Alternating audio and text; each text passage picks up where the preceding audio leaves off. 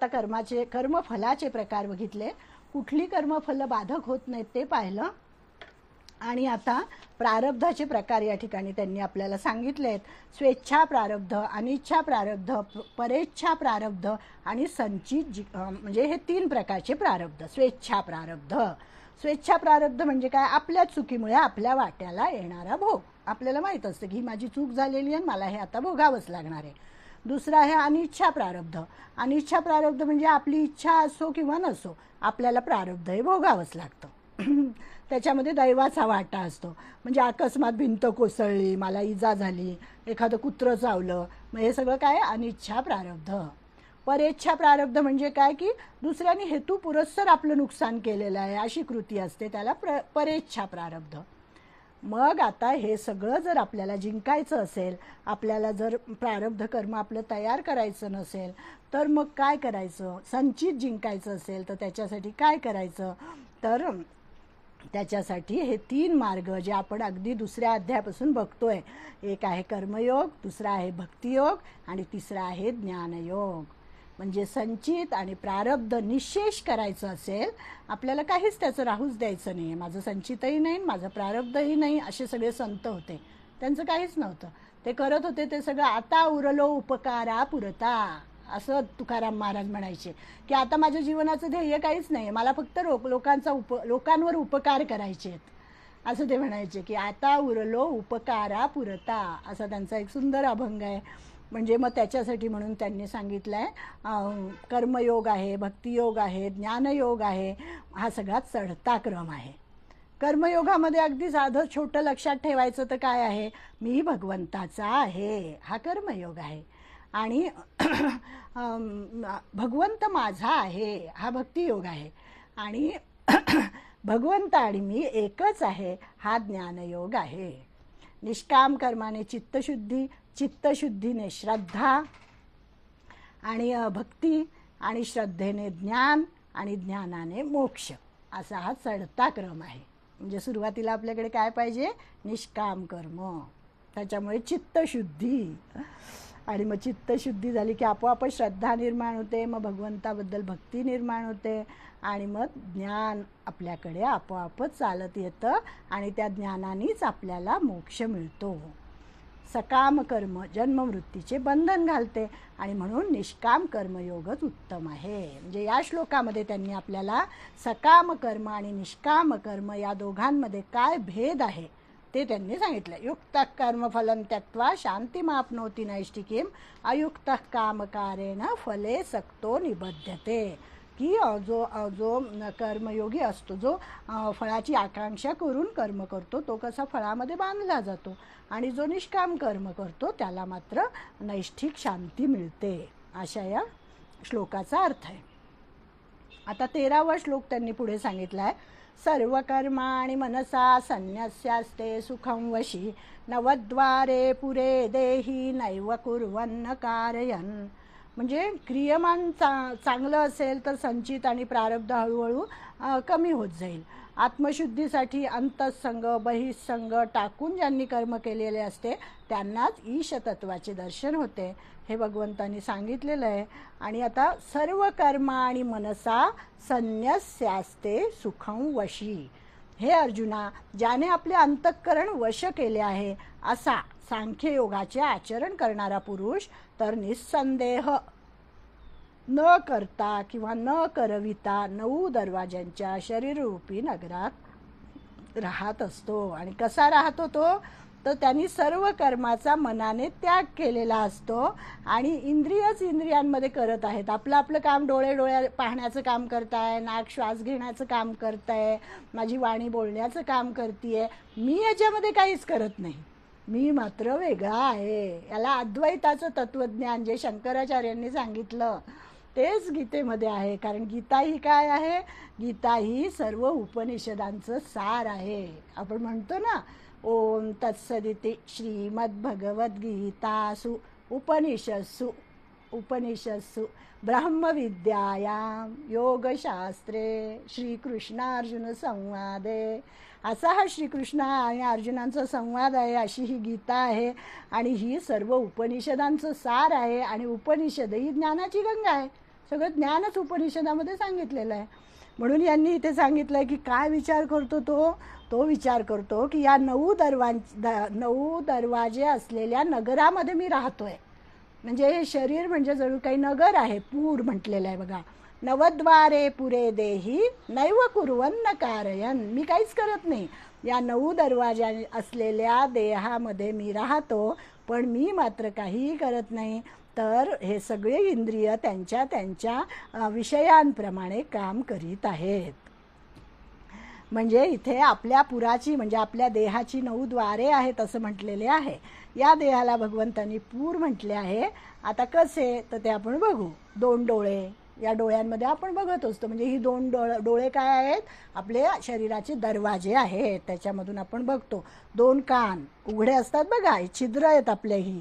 आणि एक नाकाच्या 2 ह्या नाकपुड्या, म्हणजे 2, 4, 5, 6 आणि एक तोंड, मुख, हे झालं 7. आणि खालची पायू आणि उपस्थ हे सगळं मलमूत्र विसर्जन करत असतात. म्हणजे ही झाली 9 द्वारे. आणि या 9 द्वारांचं हे जे शरीर आहे ते म्हणजे एक नगर आहे असं भगवंतांनी सांगितलं आहे. आणि ते अतिशय शुद्ध ठेवा असं सांगितलं आहे. आणि त्याला विशुद्धात्मा, विजितात्मा हा श्लोक आपला मागच्या वेळेस झाला होता.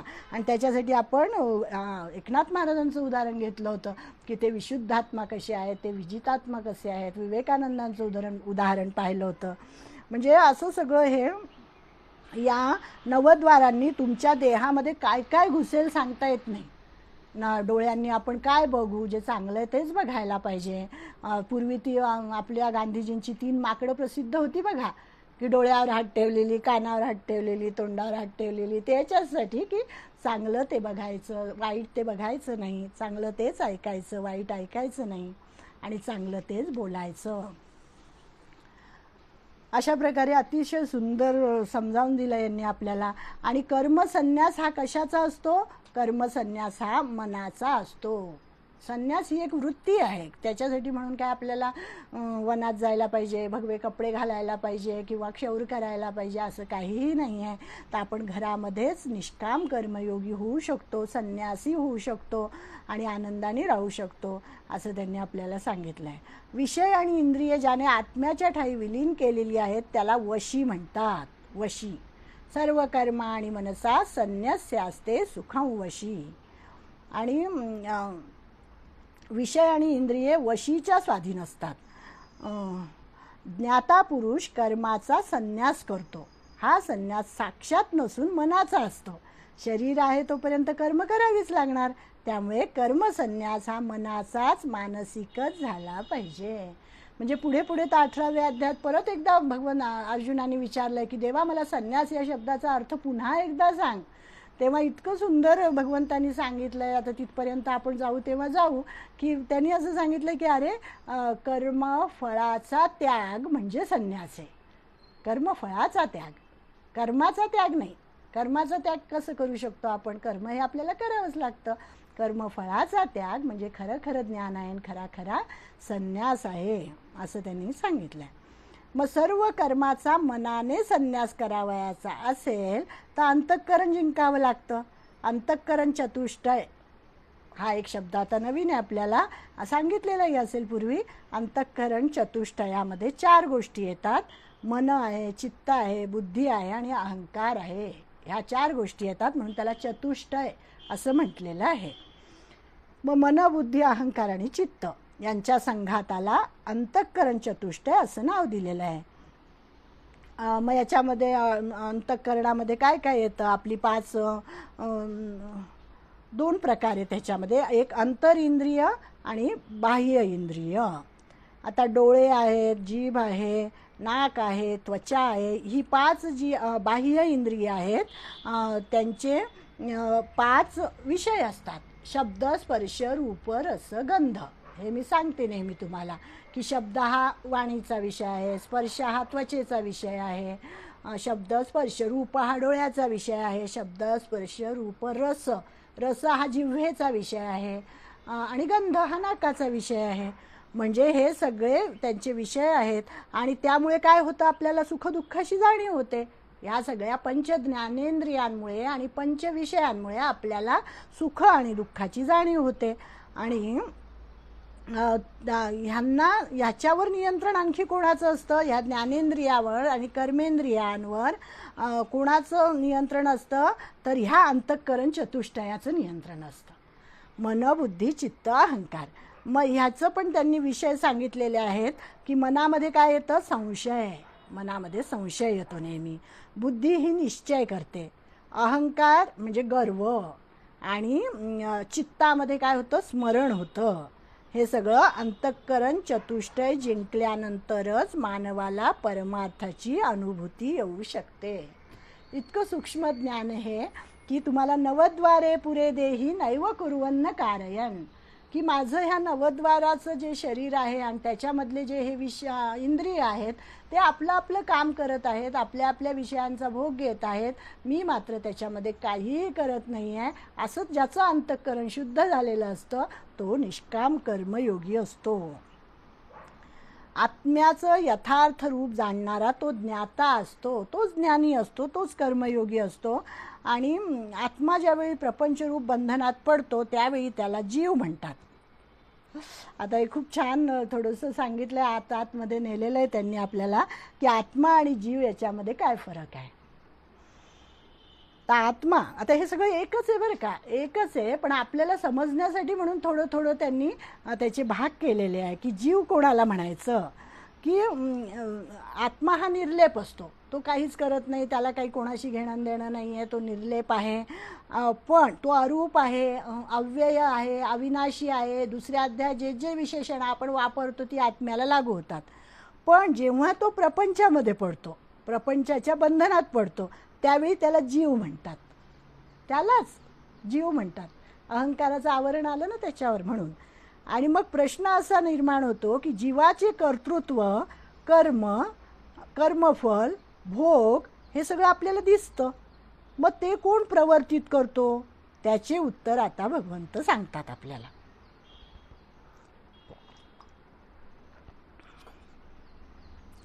न 14वा श्लोक आहे. न कर्तृत्वं न कर्माणि लोकस्य सृजति प्रभुः न कर्मफल संयोगम स्वभावस्तु प्रवर्तते.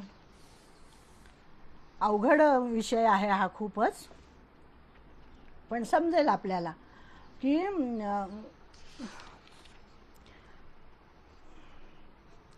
की ही जी जीवाची जी कर्म आहे, जीवाचे जे कर्तृत्व आहे, कर्म आहे, कर्मफल आहे, हे कोण प्रवृत्त करतो, प्रवर्तित करतो. न कर्तृत्व न कर्माणि न लोकस्य सृजति प्रभू. मग त्यांनी सांगितलं की परमेश्वर करतो, परमेश्वर करतो आपण असं म्हणतो, पण परमेश्वर भूत प्राण्यांचे कर्तेपण उत्पन्न करीत नाही, कर्मेही उत्पन्न करत नाही आणि त्यांचा कर्मफलाशी संयोगही उत्पन्न करत नाही. परंतु परमात्म्याच्या सानिध्याने प्रकृतीच म्हणजे स्वभाव हे घडवते. स्वभावोध्यात्ममुच्यते 8व्या अध्यायात येईल आपल्याला हे. किंग कर्म किम कर्मेती असा प्रश्न विचारला अर्जुनाने. 8व्या अध्यायाची सुरुवातच ही आहे. अर्जुन उवाच किंग कर्म किम कर्मेती. कर्म म्हणजे काय असं त्यांनी विचारलं. किंग कर्म.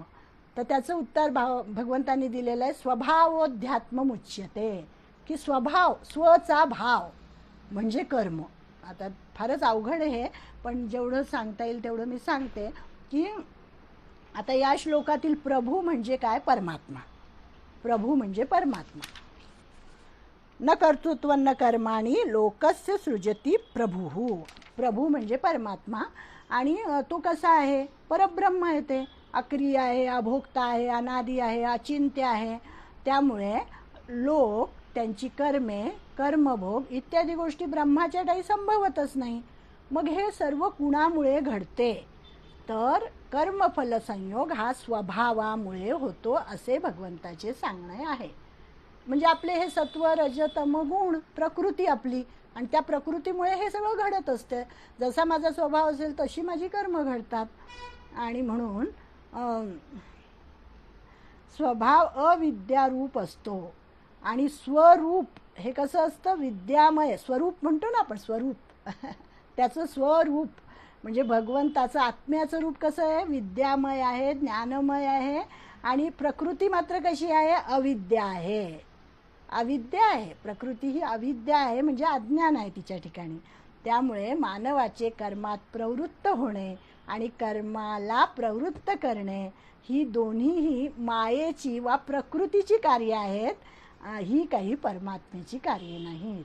परमात्मा याच्यामध्ये काहीच करत नाही, तो फक्त साक्षी आहे. जसा सूर्य हा उगवतो फक्त, मग त्याच्यामध्ये कोणी चांगली कर्म करेल, कोणी वाईट कर्म करेल, सूर्याला त्याच्याशी काहीही घेणं देणं नाही, तो त्याच्यामुळे लिप्त होत नाही.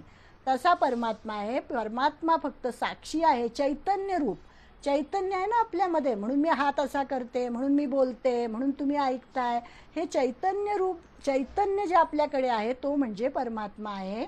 आणि तो फक्त साक्षी आहे, तो काहीच करत नाही. तुम्हाला हे जे आपण जे करतो हे सगळं आपल्या प्रकृतीमुळे करतो.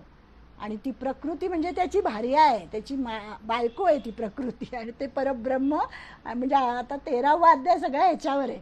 13व्या अध्यायामध्ये क्षेत्रज्ञ योग, त्याच्यामध्ये परब्रह्म आणि प्रकृती याचं खूप वर्णन आहे. फार सुंदर आहे हे सगळं. या श्लोकामध्ये भगवंताला प्रभू म्हटलेलं आहे. म्हणजे प्रभू कोणाला म्हणायचं तर 3 प्रधान लक्षणांनी प्रभू म्हटलं जातं. 3 प्रधान लक्षणं त्याच्याकडे पाहिजे. प्रभू हा प्रकर्षाने स्वयंप्रकाशित असतो, दुसऱ्याच्या प्रकाशित त्याला गरज नाही आहे. स्वयंप्रकाशित म्हणजे आता मला असं वाटेल की मी डोळ्यांनी बघते, पण मी जर डोळे मिटले तर मी कशाने बघते, तरीसुद्धा मी बघते ना. मग त्या चैतन्याच्या प्रकाशात मी बघत असते. ते चैतन्य म्हणजे हे चैतन्य कसं आहे, स्वयंप्रकाशित आहे, त्याला या इलेक्ट्रिकची लाईटची गरज नाही आहे, स्वयंभू आहे. आणि तो सर्व वस्तूंना ज्ञान आणि अनुभव देऊन प्रकाशित करत असतो. आणि सर्व प्राणी मात्रात हा आत्मरूपाने प्रकाशित राहतो. असा हा परमात्मा आहे, असा हा प्रभू आहे. आणि हा परमेश्वर आहे. कर्ता कर्म करण हा सगळा प्रकृतीचा खेळ आहे, तो परमात्म्याला काही लागू नाही. फार अवघड श्लोक होता बरं का. परमात्म्यामध्ये कर्तृत्व भोक्तृत्व काही नाही, हे सिद्ध झालं. आता स्मृतीत आणि पुराणात काय सांगितलं आहे की जे लोक सर्व कर्मे ईश्वरार्पण करून त्याला शरणागत होतात त्यांच्यावर ईश्वर अनुग्रह करतो. त्यामुळे भक्ताच्या पापपुण्याचे कर्तृत्व परमात्म्याकडे येते की काय. आत्ताच सांगितलं परमात्मा काहीच करत नाही, आणि मग इथे जर आपल्या पुराणांमध्ये वगैरे असं सांगितलं जातं. मग भक्तांवर जो अनुग्रह केला जातो तो परमार्थतः परमात्म्याचे कर्तृत्व वगैरे नसतो, तर ते काय असतं हे ते आता म्हणून ते भक्तियोग कर्मयोग भक्तियोग ज्ञानयोग हे जे भाग केलेले आहेत ना ते त्याच्यासाठी केलेले आहेत की सुरुवातीला म्हणू द्या ना काही लोकांना की हो ठीक आहे भगवंतच सगळं करतो, तोच आम्हाला कर्मफळ देतो. पण पुढे पुढे ज्ञान झाल्यावर कळतं की तो काहीही करत नाही. करत काय असतं, आपलं कर्मच करत असतं सगळं काही, आपल्या कर्माचंच फळ आपल्याला मिळत असतं. म्हणजे आता ह्या 15व्या श्लोकामध्ये त्यांनी सांगितलं आहे ना दत्ते कस्यचित पापन्न चैव सुकृतं विभुः अज्ञानेनावृतै ज्ञानन्तेन मुह्यन्ति जन्तवः. म्हणजे सर्वव्यापी परमात्मा कोणाचेही पाप ग्रहण करत नाही किंवा पुण्यही ग्रहण करत नाही. मायेने ज्ञानाला झाकले आहे, त्यामुळे सर्व जीव मोहित होत आहेत. अज्ञान आहे आपल्याकडे, त्यामुळे आपल्याला माहीत नाही आहे की खरं हे सगळं कोण करत असतं. मग खरा जीवच पाप आणि पुण्याचा भोगता असतो असं त्यांनी सांगितलं आहे. कर्ता कर्म करण भोगता भोग्य भोग आणि जीव जगत जगदीश्वर. अवघड आहे सगळं. हे सर्व मायेचे कार्य आहे आणि परमात्मा या सर्वांच्या अतीत आहे. परमात्मा त्याच्याही पलीकडचा आहे, तो आपल्याला कधीच दिसणार नाही आहे, त्याचा फक्त अनुभव घेतलेला आहे संतांनी. मग जीवच पाप पुण्याचा भोगता असतो. कर्ता कर्म करण किंवा भोगता भोग्य जीव भोग आणि जीव जगत जगदीश हे सर्व मायेचे कार्य आहे. परमात्मा या सर्वाच्या अतीत आहे. आत्मा करताही नाही आणि करयिताही नाही, तो भोगताही नाही आणि भोजयिताही नाही. पाप वा पुण्य त्याला स्पर्श करत नाही असे तैत्तरीय उपनिषदामध्ये सांगितलेले आहे. आत्मा असंग आहे, निर्लिप्त आहे. आणि हे सगळं कार्य कोणाचं चाललेलं आहे? मायेचं चाललेलं आहे कार्य, अविद्येचं चाललेलं आहे. म्हणजे कर्ता भोगता पाप पुण्य ह्या सर्व गोष्टी अविद्येच्या आहेत. शुद्ध आत्म्याशी त्याचा काहीही संबंध नाही. म्हणून विजितात्मा